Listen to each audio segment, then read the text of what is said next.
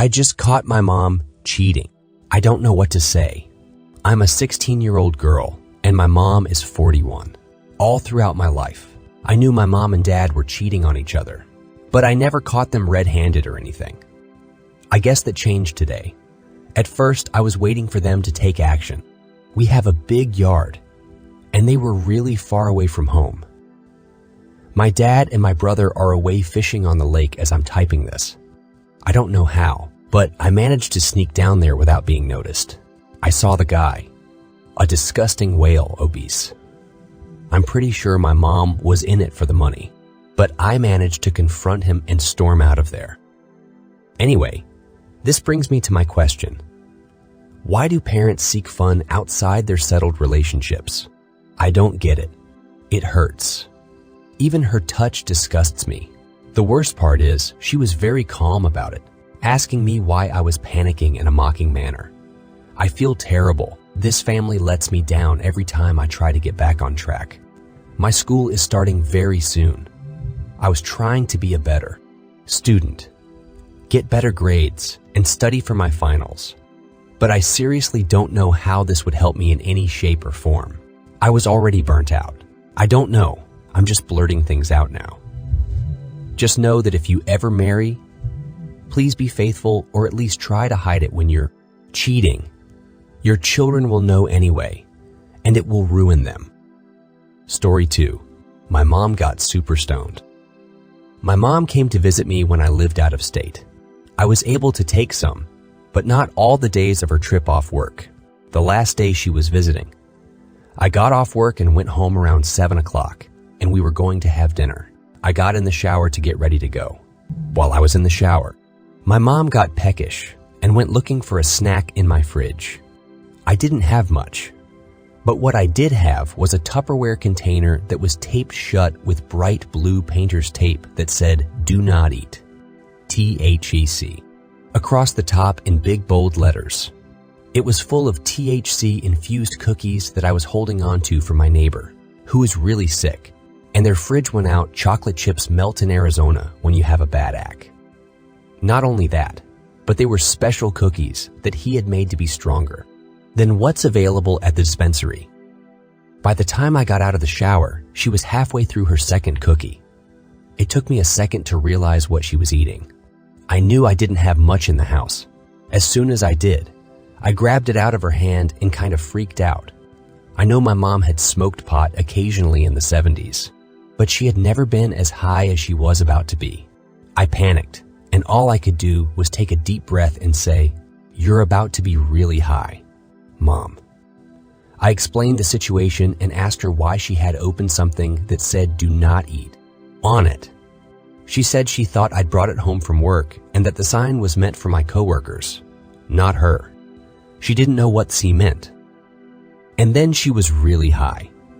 We ordered food and she ate a lot, talked a lot of nonsense. She said she felt heavy. And then we watched a movie where she couldn't keep up with the plot and asked a ton of questions she'd immediately forget the answer to. Then she passed out on the sofa bed for the night after making a half-assed attempt at packing for her flight out the next day. I love my mom. She recently passed. That was one of our favorite Remember the Time stories. Story 3. My dad told the whole plane I was severely autistic. I was 23 at the time, now 27. We went to visit my sister while she was studying abroad in France. All went well on the way there. We got window seats, and it was pleasant. The issue was on the 7-hour flight back. While booking, my dad was told it would likely be empty, and we'd have whatever seat we wanted. Well, it was full, and our seats were in the middle of the middle row. He whispered to me to just go along with whatever he said as we were boarding, because there was no way he'd sit in the middle row for 7 hours. I braced myself. He decided to pull the stewardess aside as people were filling the plane and informed her that he was assured he would be able to get a window seat, even though we didn't book one. She assured him the plane was full, and she couldn't do anything. He then glanced at me and told her, "No, you don't understand. My son is severely autistic, and he won't make it through this flight without a meltdown if we don't get a window seat. I froze. I'm not an actor, and he was forcing me into this situation like an asshole. I decided to stay quiet and stare at my phone and play games. I know my mom had smoked pot occasionally in the 70s, but she had never been as high as she was about to be. I panicked, and all I could do was take a deep breath and say, "You're about to be really high, Mom." I explained the situation and asked her why she had opened something that said, "Do not eat on it." She said she thought I'd brought it home from work and that the sign was meant for my coworkers, not her. She didn't know what the meant. And then she was really high. We ordered food and she ate a lot, talked a lot of nonsense. She said she felt heavy, and then we watched a movie where she couldn't keep up with the plot and asked a ton of questions she'd immediately forget the answer to. Then she passed out on the sofa bed for the night after making a half-assed attempt at packing for her flight out the next day. I love my mom. She recently passed. That was one of our favorite Remember the Time stories. Story 4. Cut off my mother because she allowed the guy who assaulted me to visit my daughter. 13 years ago, I was sexually assaulted by my boyfriend's, now husband, ex-best friend. We'll call him Jay. When I was 16, my mother never liked my husband ever since we started dating back when we were 13. She always wanted me to be with Jay because Jay came from a good family. So when Jay assaulted me, she didn't believe me despite all the evidence that he assaulted me. Jay's mom was also my mom's boss. So I think that might have had a huge part in her not believing me. While I was waiting for trial, I moved in with my boyfriend and his parents. During this time, I found out I was pregnant. And I knew it wasn't my boyfriend's because we were never intimate, and I was never with anyone like that beforehand. Jay ended up taking a plea deal and got no jail time in exchange for him never having any right to see my daughter. When my daughter was born, my mother asked me to move back home and said sorry for everything. And she did. A year after my daughter was born, I went to college a few hours away, and my mom retired early to watch her while I went to college. During the week, I stayed on campus, so I didn't have to drive back and forth. And on the weekends, I came home and also called every night to make sure my daughter was okay. My second year of college, my boyfriend and I eloped, and my mom did not like that one bit, even though we'd been together for 6 years at that point, and he takes care of my daughter like she's his. Still does to this day. One day, we had a big snowstorm, and my Thursday and Friday classes were canceled. So I went home early without telling my mom, and guess who was in the kitchen when I walked in? Jay's mom, my mom, and JJ was also holding my daughter when I walked in. They were surprised, to say the least, and I started flipping out naturally, grabbed my daughter and packed a bag with her stuff. My mother and Jay's mother were pleading with me not to leave while I was packing. When I went to leave, my mom was crying, now begging me to forgive her. I said I would never forgive her and went to walk out. On my way out, Jay grabbed my arm and said I should be nicer to my mother. My mother called me hundreds of times, but I never answered her. I left, got an apartment with my husband and daughter, got a babysitter for when I was in class. A week after this incident, my mother put over $100,000 in my bank account to buy me over, or get me to talk to her. I really don't know. My younger sister just got married, and my mother was at the wedding, and I had to be civil to her. She asked about my daughter and son and the current pregnancy. She told me how she wanted to fix things with me and see her grandkids before she eventually dies, and how she's always believed me about the assault. She just didn't want to be fired. I asked her if she still hangs out with Jay's mother. She said sometimes, but mostly at church. I left the conversation at that. She's my mother. I love her. I miss her. She raised me and my sister all by herself. Well, with the help of a few nanny, too. But I don't know if I will ever be able to completely forgive her. I haven't decided what I'm going to do yet. Long story. Sorry about that.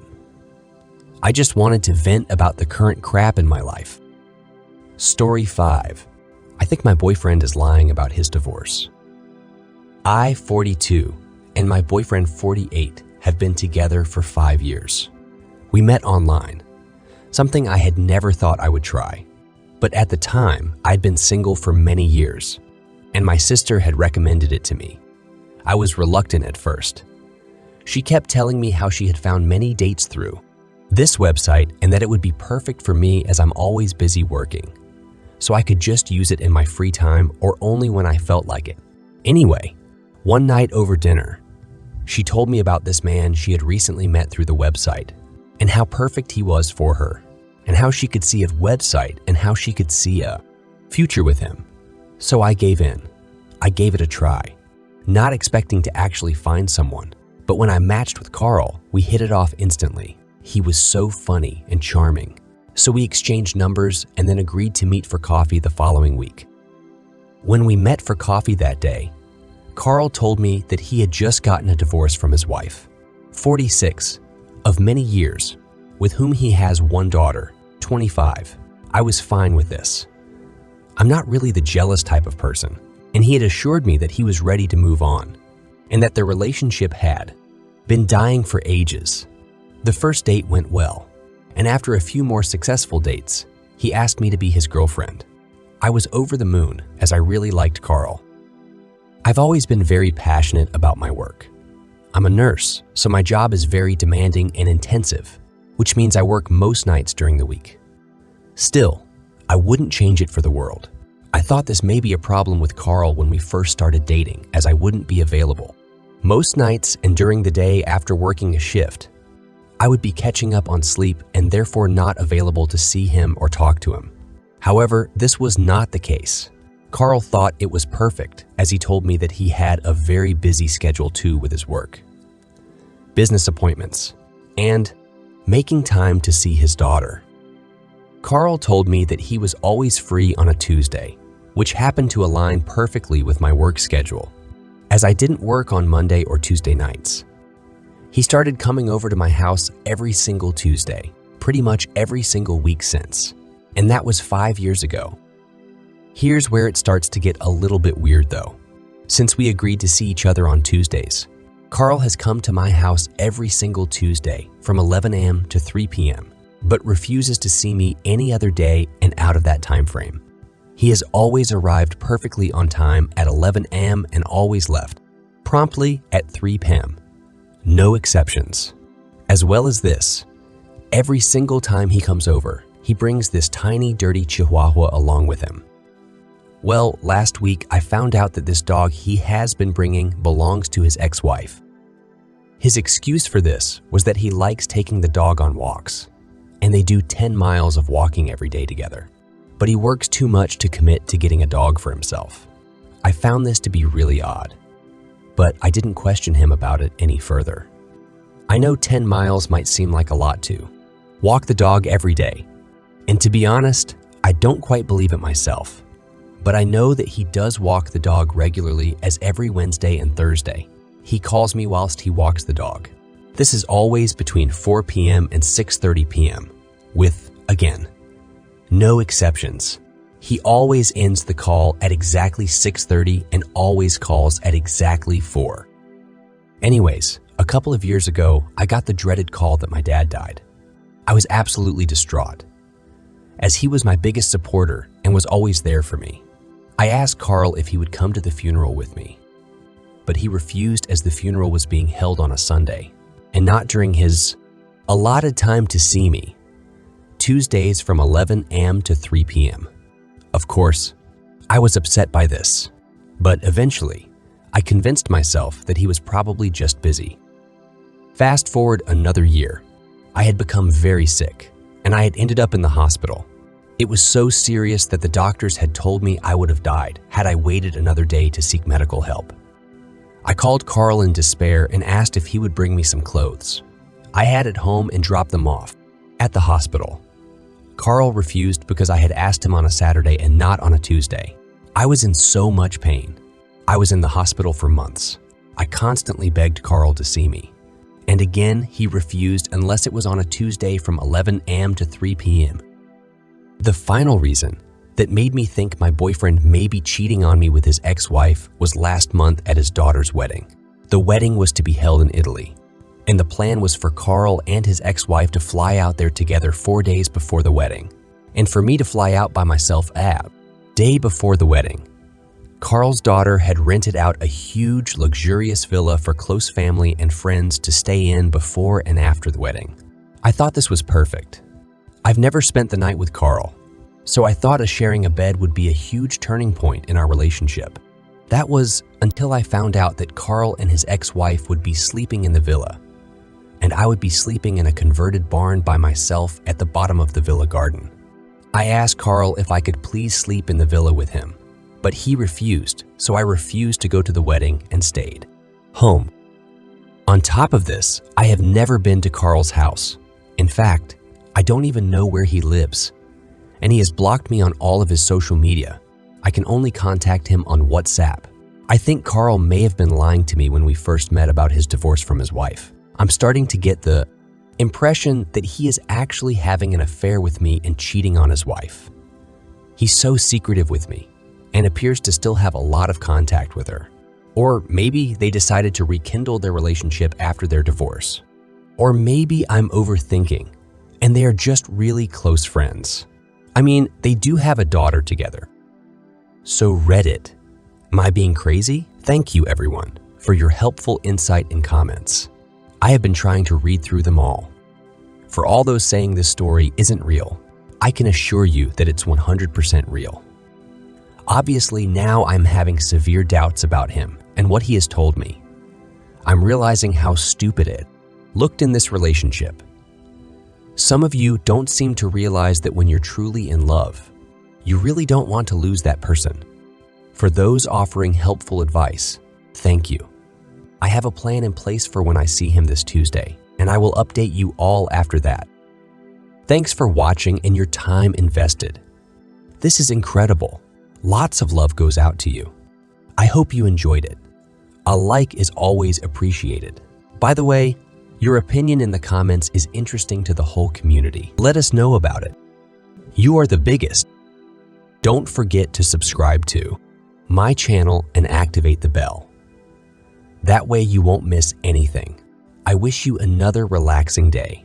Take care of yourself, and I'm looking forward to your next visit on my channel.